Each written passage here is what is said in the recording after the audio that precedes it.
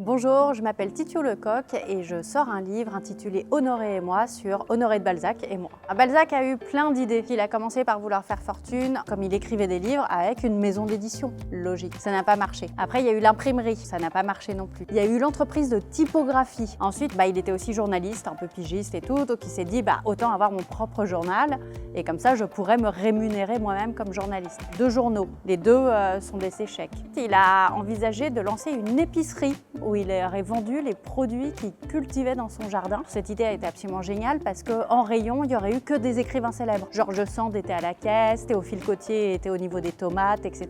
Et les écrivains pouvaient signer des autographes et en même temps vendre des fruits et légumes. Honoré gagnait de l'argent et en même temps, il montrait que les écrivains n'arrivaient pas à vivre de leur travail. Ça n'a pas marché. Et évidemment, son projet suprême, c'était d'être un génie littéraire et sa grande œuvre, ça reste la comédie humaine et ça a marché. Donc il y a un point commun entre tous ces projets qui sont extrêmement variés, c'est que ce sont tous des échecs. J'imagine qu'il est mort avec l'idée que c'était un incroyable chef d'entreprise qui avait été victime de coups de malchance. Pourquoi il s'est lancé dans les affaires? Je crois que profondément, le monde des affaires l'intéressait. C'est quand même le sujet de la comédie humaine, c'est ce qu'il raconte à longueur de roman. Ça le fascine, ça l'intéresse et il a la conviction qu'il y a un moyen de se faire de l'argent facilement. En gros, au moment où le système économique capitaliste se développe dans la première partie du 19e. Personne d'autre n'aurait été capable d'écrire la comédie humaine. Mais celui qui l'a fait n'est qu'un simple être humain, pas meilleur que vous et moi.